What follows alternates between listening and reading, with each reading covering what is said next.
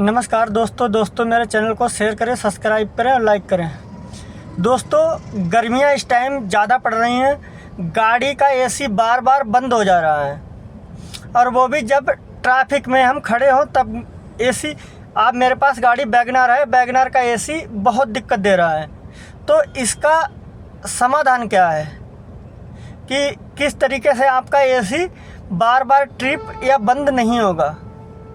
तो दोस्तों, हम वही चीज़ बताने जा रहे हैं। इसके 4-5 कारण होते हैं जिससे आपका एसी ना तो बंद होगा ना ट्रिप मारेगा। आप हम ही लोगों को कुछ सावधानियां रखनी पड़ेंगी जिससे अपना एसी ट्रिप नहीं मारेगा। दोस्तों, क्या क्या सावधानियां हैं और किस किस तरीके से हम रख सकते हैं।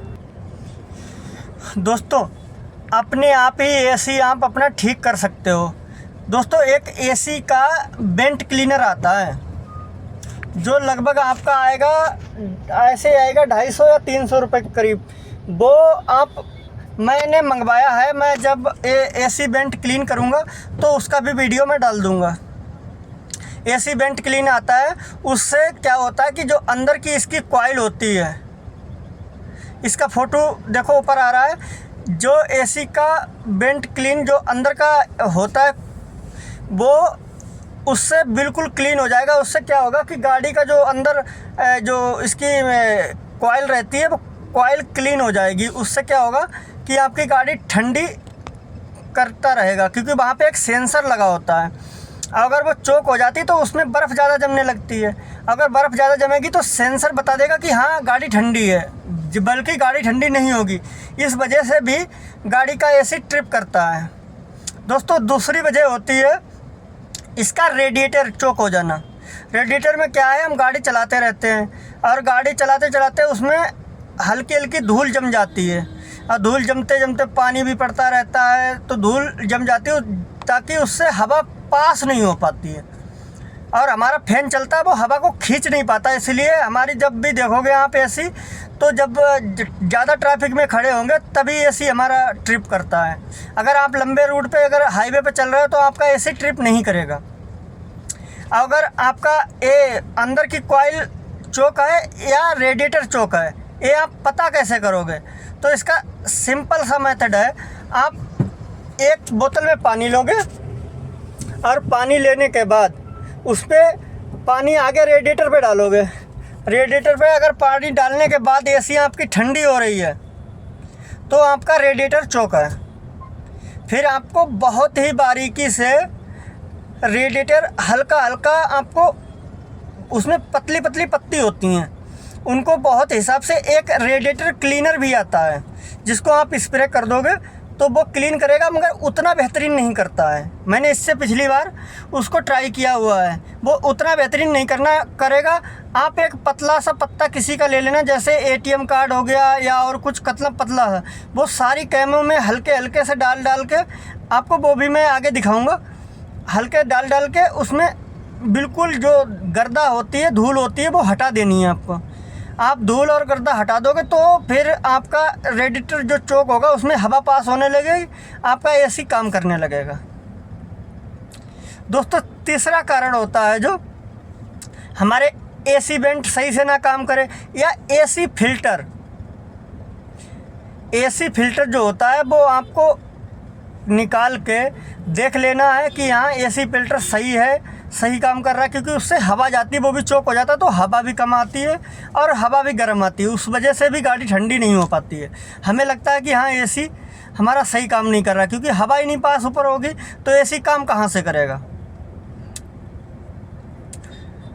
दोस्तों, बढ़िया तरीके से आप धुलवाएं। और चौथी चीज़ होती है दोस्तों, आपका जब कूलेंट जो हम डालते हैं गाड़ी में, कूलेंट जो ख़राब हो जाता है वो गाड़ी को, जो रेडिएटर होता है, रेडिएटर को ठंडा नहीं कर पाता है।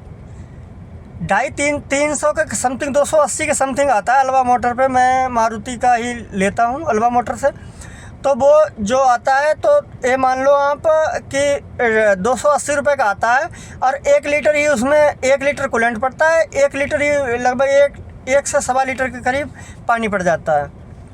आधा आधा आप मान के चलो। आप ज़्यादा भी पानी थोड़ा डाल दोगे तब भी कोई दिक्कत नहीं है। वो आपको तुरंत ही चेंज कर देना है। आप अगर तुरंत चेंज कर दोगे तो आप देखोगे आपका एसी परफेक्टली काम कर रहा है। कहीं भी किसी भी कोई मिस्त्री को दिखाने की ज़रूरत नहीं है, क्योंकि आपका एसी अगर नहीं खुला है तो आपको बाहर खुलवाने की कोई ज़रूरत नहीं है।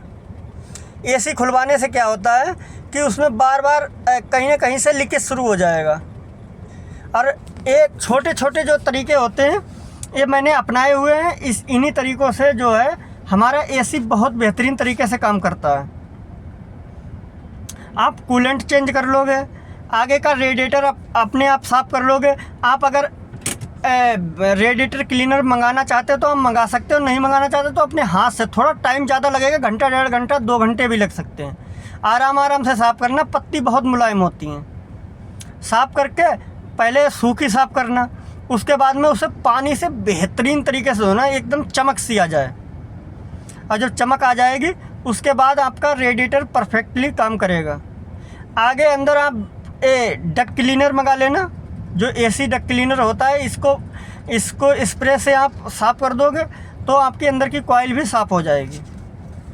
तो आपका इससे भी आपका सही एसी काम करेगा, एसी में कोई दिक्कत नहीं आएगी। और दोस्तों एसी में गैस जल्दी नहीं उठती है। आप अगर कहो कि हाँ हम गैस चेक करा लें तो आप चेक करा लो, कोई दिक्कत नहीं है गैस चेक कराने में। चेक करा लो, हो सकती है आपकी अगर 3-4 साल की गाड़ी हो जाए तब आप चेक करा लो। 1-2 साल की गाड़ी में और एक गर्मी ज़्यादा पड़ती है तो एसी छोटी छोटी चीज़ों से भी ट्रिप हो जाता है।